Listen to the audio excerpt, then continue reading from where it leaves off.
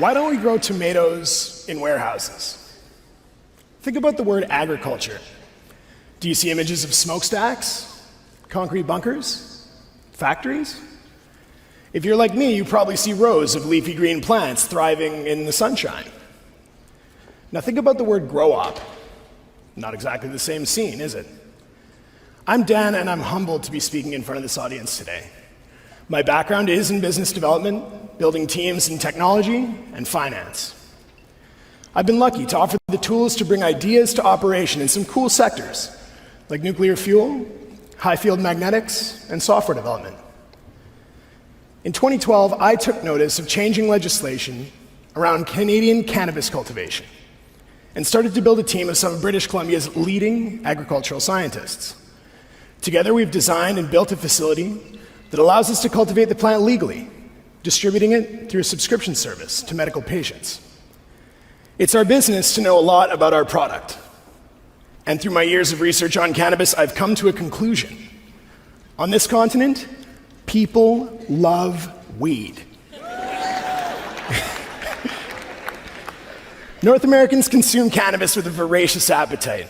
Tens of millions of people habitually smoke, dab, vape, patch, eat, and otherwise imbibe the contentious plant. However, cannabis has a dirty secret: a massive carbon footprint. This unexpected social cost of black market cannabis has no scientific rationale, but it does have a solution. To be clear, I'm not here to debate or persuade on the merits of past or present drug policy. The production of marijuana is becoming increasingly regulated, and as a result, we have a new ability to monitor and influence the methods that we use to grow it. We know, for instance, that 190,000 kilos of medical marijuana was produced in Canada alone in 2013. But how does this stack up against the black market, the production that we don't see? The estimates are staggering. Over 15 million kilograms of cannabis is produced and consumed across the broader population of North America every year. It dwarfs medical.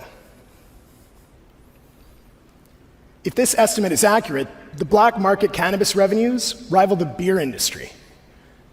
Tens of billions of dollars of untaxed and unregulated production. This dark market has some pretty obvious social costs, from funding cartels to a complete lack of quality assurance. One cost that I didn't expect is a big one: a carbon footprint that rivals heavy industrial manufacturing. This is because marijuana is not a field crop. It grows in basements, garages, and sheds. The billions of grams of annual production are fragmented into hundreds of thousands of tiny grows. They cultivate under artificial light and harvest not tons, but ounces at a time. As a result, the average grow-op looks more like the inside of a tanning bed than a farm. Today in North America, 90% of black market cannabis is grown indoors. This adds up to a startling demand for electricity. I love that cow. You guys catch that? In the state of California, for instance, an estimated 3% of total energy production goes to indoor cannabis cultivation.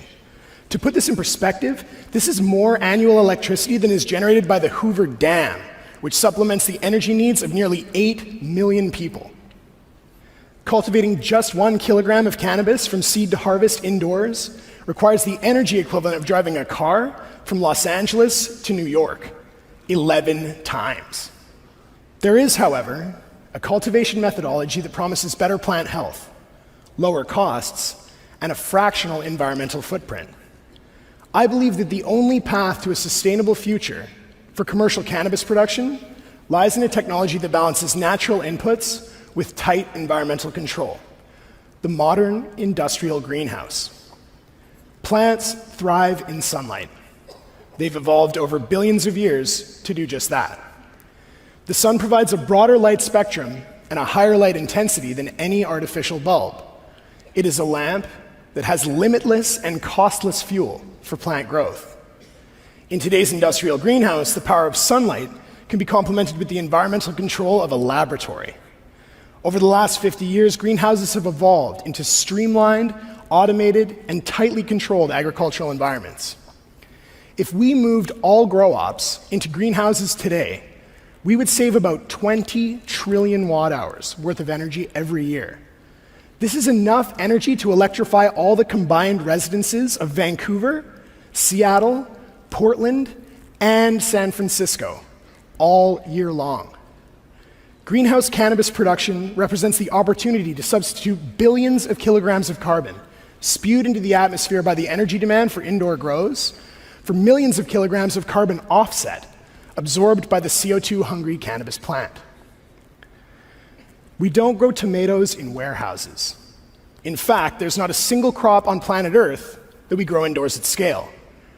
Unfortunately, we're seeing investment in regulated production infrastructure for cannabis that looks a lot like larger versions of the grow-ops of the black market.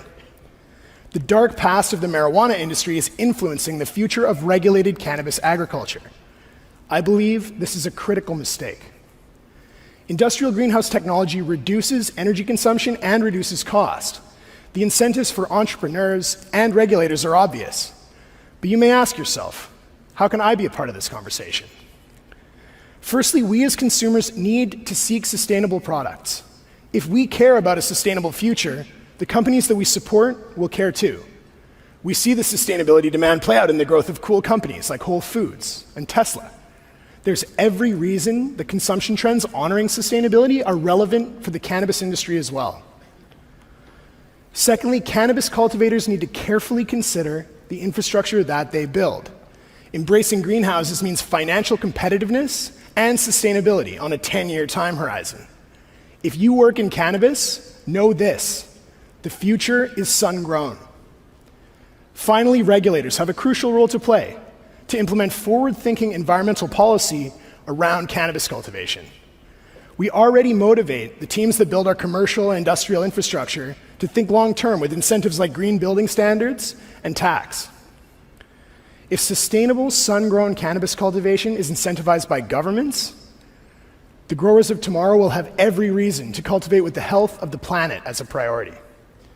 I challenge you to start this conversation at your dinner table and at your water cooler. Talk to your local representatives about where they stand at the dawn of what could be a massive industry. Demand sustainability in cannabis or otherwise, and entrepreneurs will rise to the challenge. Thank you.